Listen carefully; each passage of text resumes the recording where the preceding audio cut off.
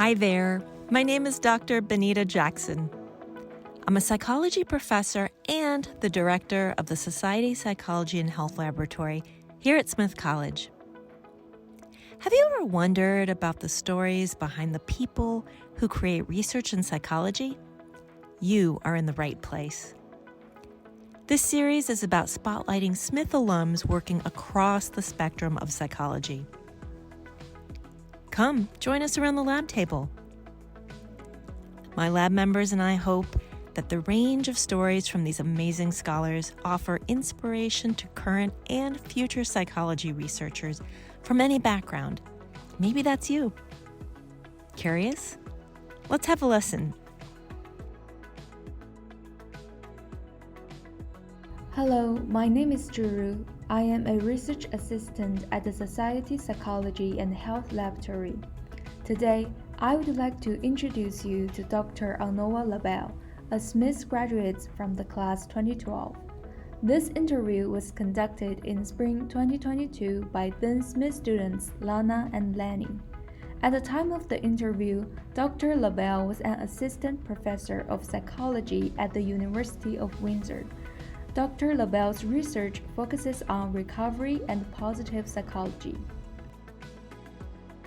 So my name is Onawa Labelle. I am a Smith alum, class of 2012.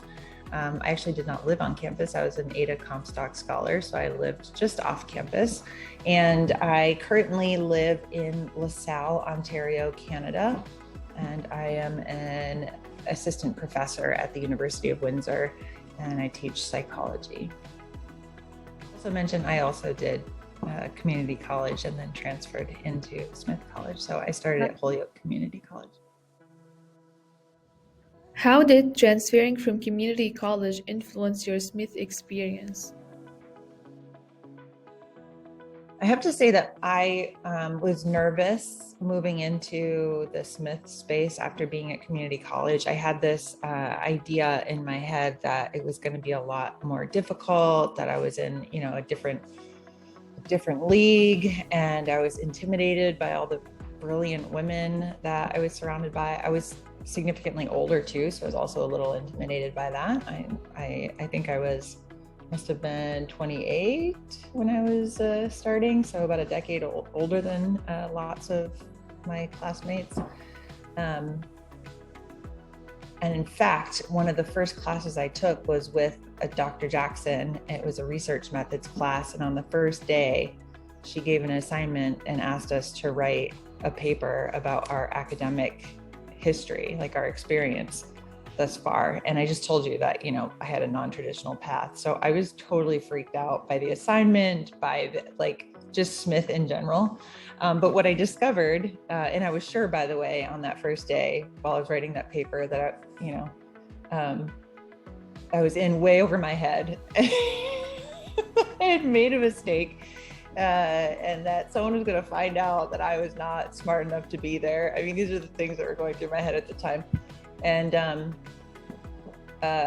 funny story about that is I was in the library writing the paper, and I was really feeling some imposter syndrome, and I got up and went to the restroom, and there was a board next to the door, and there was a picture of me and my two friends. We were in the newspaper because we all applied and got into Smith.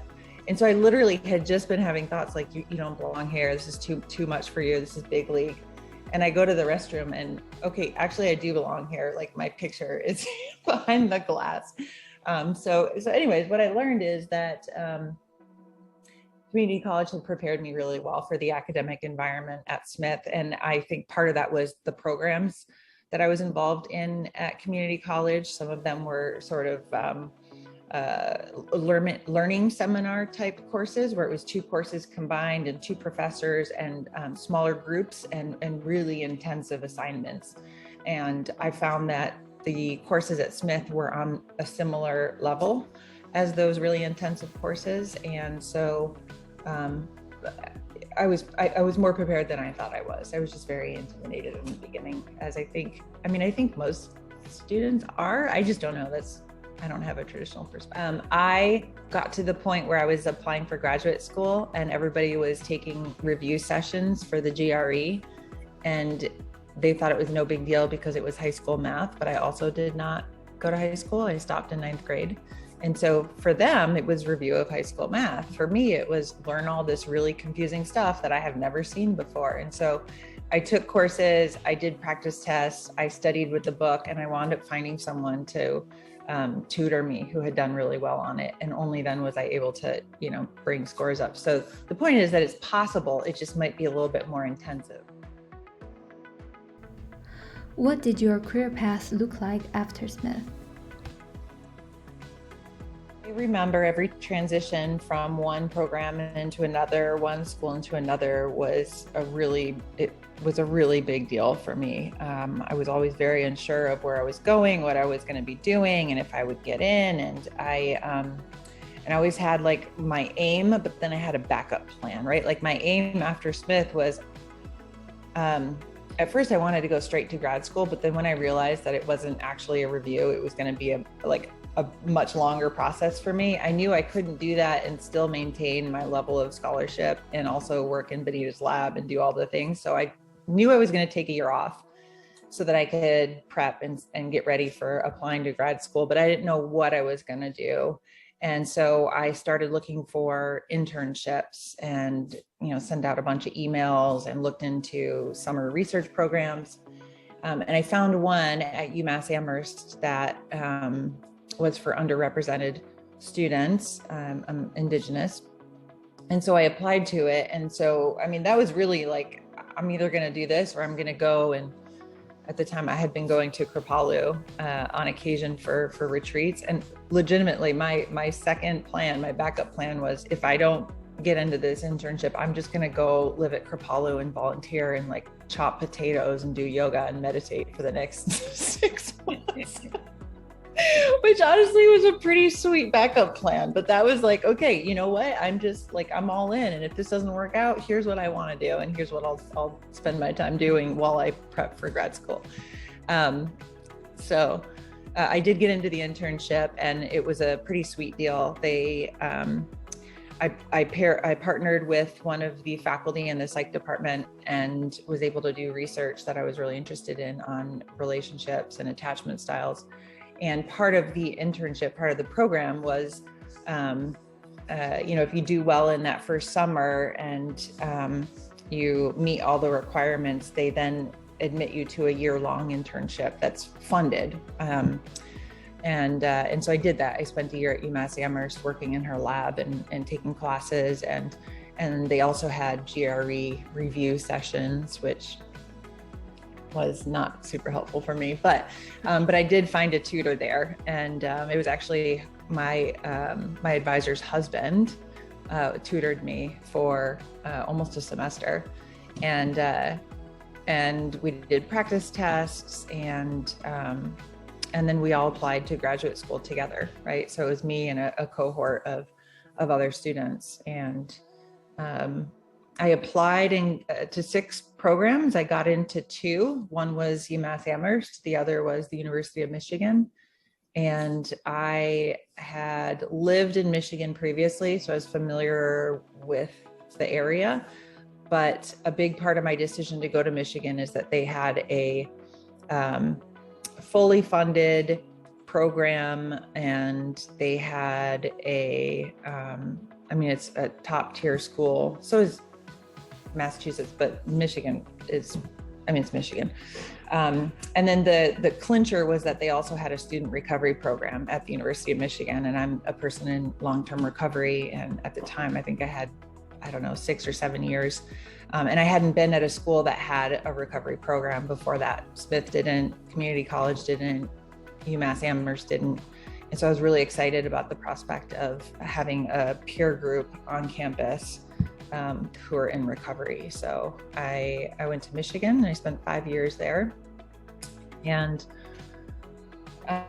shifted my research path from sort of hormones and behavior and relationships into things that I'm very interested in that directly relate to my life, right? Research is me search. They say we research the things that we're really interested in and that are personally relevant. And so I study people in recovery. I study gratitude, pro-social behavior. So generally just positive psychology in people in recovery, and also look at relationships, social and intimate relationships, and how they all interact to produce positive outcomes.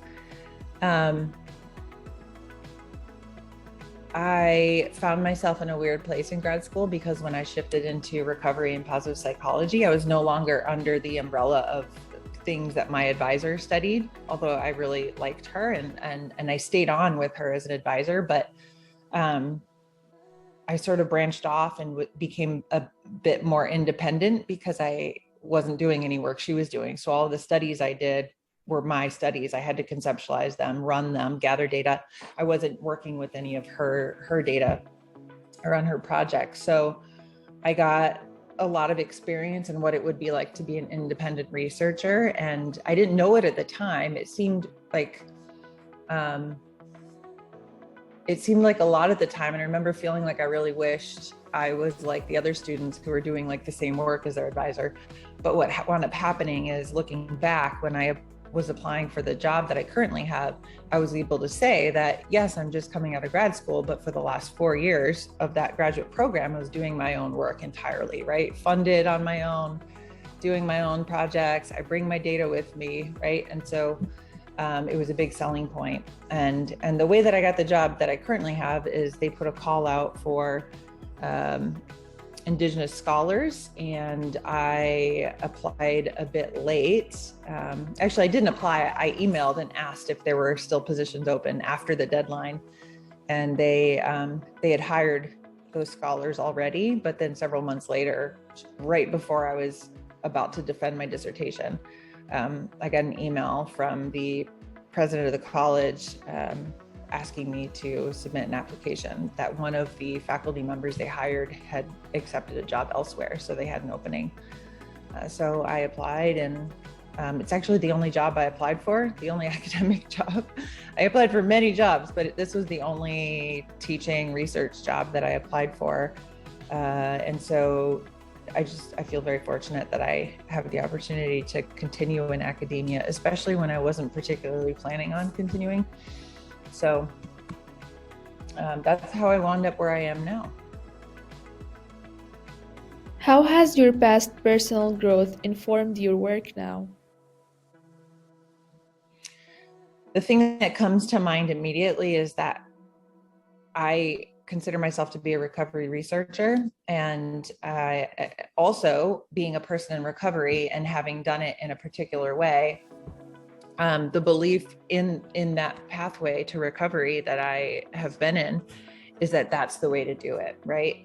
But as a researcher, I have become much more aware that there's not just one way to enter into a life of recovery. There are multiple pathways, and different pathways work better for different people. And so I think it's really opened my eyes to be more accepting and inclusive and welcoming, and has led me to branch out and do projects on alternatives to, like, the gold standard, which is 12-step recovery, which is found in almost every major treatment center there is, or at least aspects of it, right? So I do some work on like Buddhist recovery pathways. I've been curious and interested in Indigenous pathways and variations of that. And most recently been looking at some online only 12-step programs, actually, given COVID and the shift to online space for people in that population. So there's been a lot of growth and a lot of change, and that continues. And that's one of the things I love about my job, is that I get to read articles and papers and teach about stuff that I'm really interested in, and that just light me up, and then do stuff like this, talk to students about my life, which brings me a lot of joy.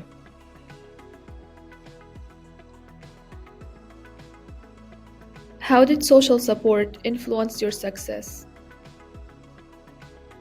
Different levels of support.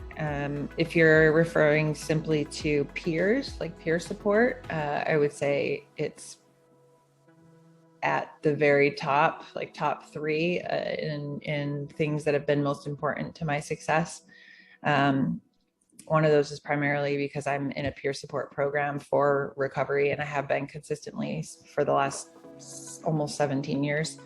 But also a lot of my success in academics was directly related to my peers, right? My cohort coming in and moving through different courses with me. And, it was just sort of this known and understood norm where, I was really good in some areas and they weren't. And so I would be helpful to them and explain, and then they were really good in some areas and I wasn't, and they would do the same. And so I really feel like we as a group moved through the first couple of years, especially in graduate school, in a collaborative way, if you will. And I honestly don't know how I would have done. I probably would have made it, but it would have been much, much more challenging if I didn't have my cohort walking through those first year really intense stats assignments, for example, is one that I can think of off the top of my head,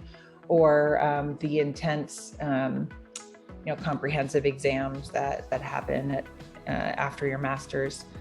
So I think in addition to the recovery peer support that's been a constant in my life since I got into recovery, academic peer support has been really important, specific to my programs.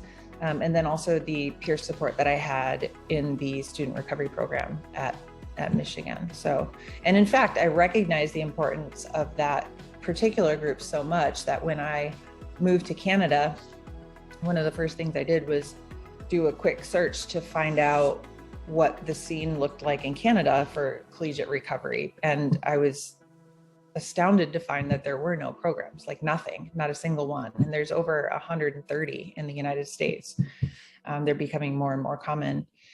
And so I reached out to someone who had done a presentation on collegiate recovery in Canada, and she was trying to start one at UBC and University of British Columbia. I sent her a bunch of materials on how to start one because I had helped someone else start one at a community college, so I knew how to do it. So I sent her all these materials, and she then started the first program the following year. And then I wrote a grant and received funding and founded our university's student recovery program in 2020. And since then, there have been 6 more programs in Canada that have started and 4 more that are developing.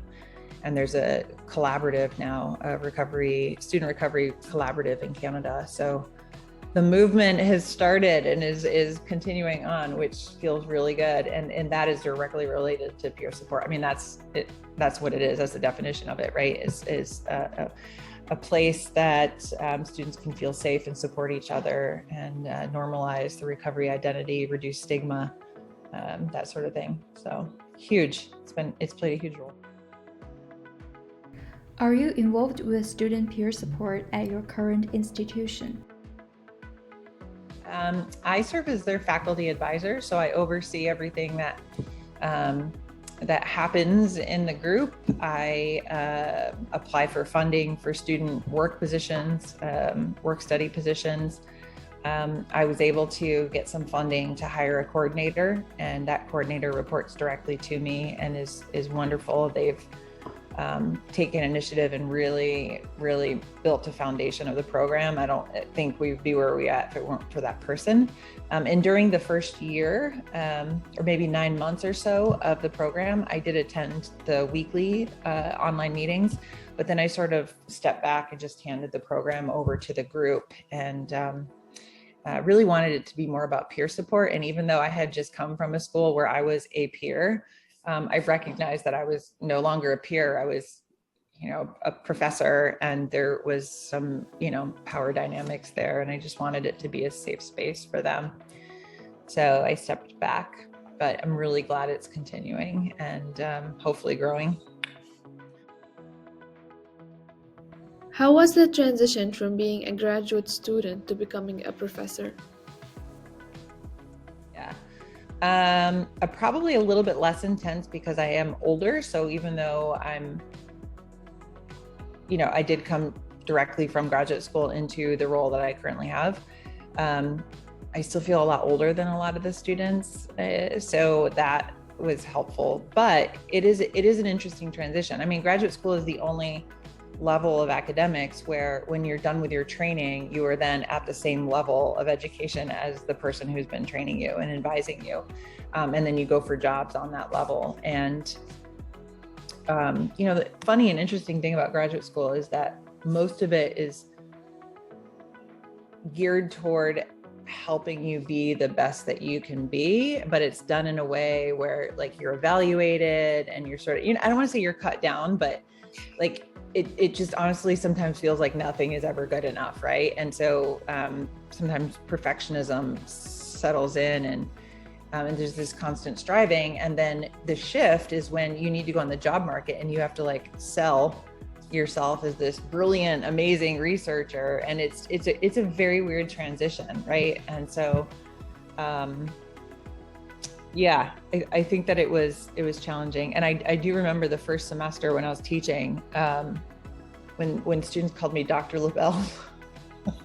I remember I would giggle. I don't know that I did it like externally in a really super obvious way, but I just like, it was just very sweet. And it like, I worked so hard for so long. I was in school for 12 years after I got into recovery, and it was sort of like all coming together. And it was just in that first semester, especially, every time I heard it, it was validating, but it was still like a little bit unbelievable, and it made me giddy to think about it.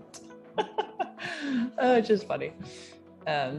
What else? Oh, and then I was getting married in that first semester too, and did not change my name because I worked so hard to be Dr. Labelle. Other reasons too, but that was one of them. It's like, I've published under this name. I worked for all this time to be Dr. Labelle. And and so that was also a factor in my decision. Yeah, and it was a very tumultuous pathway to that decision, because part of me felt in studying this, I'm somehow, revealing to the world that I'm in recovery, even though that's not the case. There's lots of people that study this that aren't actually in recovery, right? But I just felt like it just felt a little too close to home until it got to a point where I wasn't excited enough about the hormone and behavior research. And I knew that if I wasn't excited about the work that I was doing on a really deep, meaningful, like in a deep way, a meaningful level, I was not going to make it through grad school. There needed to be a shift. And so that's when I made the change, and I'm so happy that I did. Why is your website important to you? It was one of the first things I did when I established my research group on campus. I found students that were interested in being a part of starting the research lab, and I found someone that was savvy with website development and design, and we worked diligently to put that website together. And it's important because it offers a view of all that we do and showcases some of the recent work, relevant work that we've published and projects that we've undertaken. It's also a place for students to look for some resources.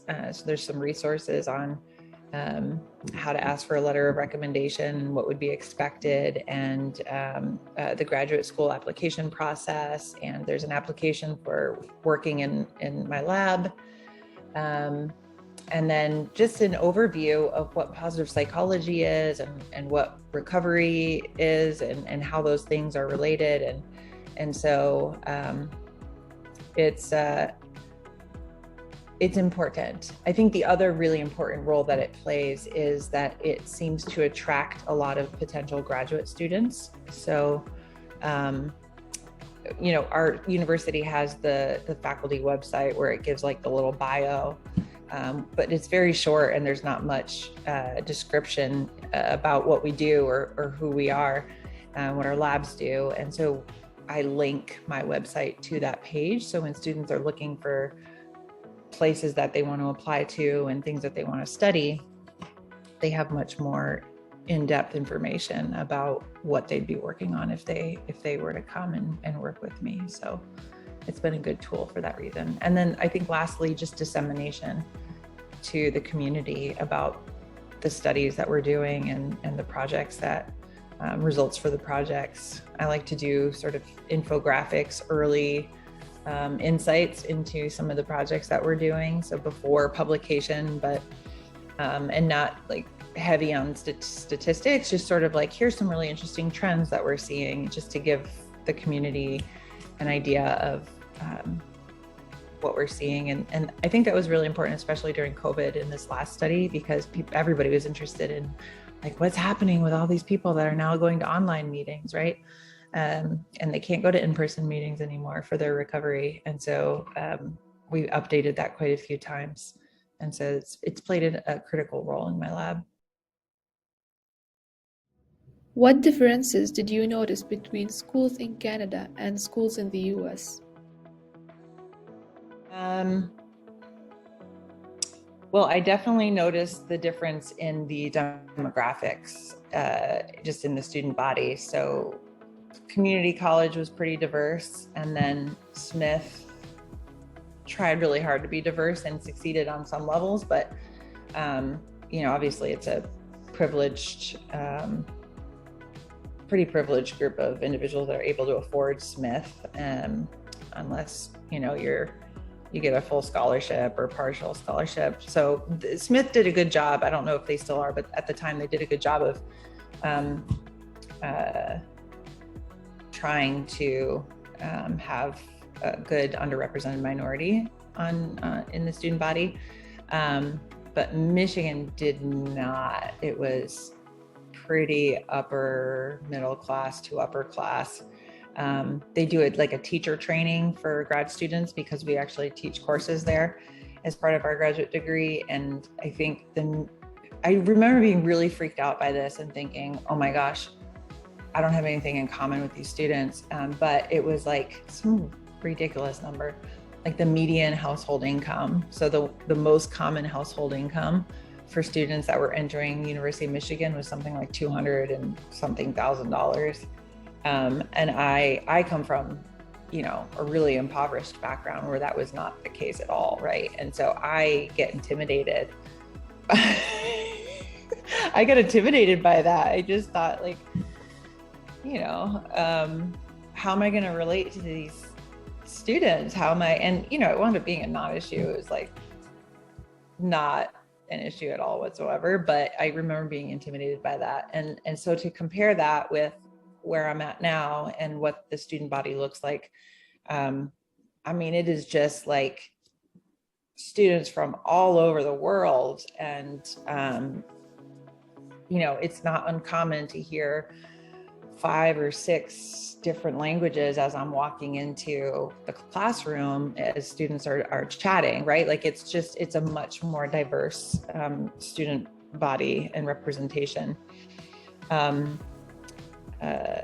part because Windsor is the second most diverse city in all of Canada, right? So lots of representation from different nationalities and regions of the world. Students here are I don't remember what specifically the number was, but I had one student coming for grad school from the States, and they were asking questions. I reached out to financial aid, and I think our annual cost is somewhere like $8,000 US, no, Canadian. So that's even less for US. I think that's there's a 30% difference in the dollar. So I don't know, it's 30% less than 8,000, and that's the cost, right? And so certainly it seems like it's more of a right here as opposed to it being more of a privilege in the US, right? Please describe your work in 3 words. Well, I think it's exciting, novel. The field of recovery science is wide open. There isn't a lot of work on it. There's a ton of addiction research, but not much on people that have moved into recovery spaces more recently. So it's novel, it's exciting, and it's necessary, right? So addiction is this gigantic problem all over the world, and it makes sense to study the etiology and how it happens and who it would happen to, and the biological part of addiction. But it also makes sense to not just study that stuff, but study the people who have been through it and have been able to persist and recover, right? So I feel like the fact that our field is now just starting to take off, and there are people that are focusing solely on this work in this population is really it's important. So it's necessary, exciting, novel, and necessary. What messages would you like to spread to the public? Yeah. I mean, I think it would have to be something recovery related. And I feel like these days anyways, I'm hard pressed to find someone who isn't impacted by addiction in some way, whether it's a direct relationship with a family member or a friend or loved one, partner. So I guess the message is that recovery is possible, and that there are a lot of different pathways to recovery these days. And there is no one particular route. And that if you or someone you know or love is struggling, to reach out for help and try to find the way that works best for you. And certainly come talk to me if you want some help. Happy to help.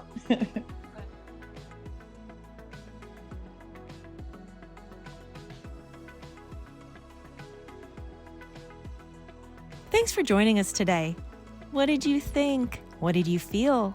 Of course I would ask that. I'm a psychology researcher.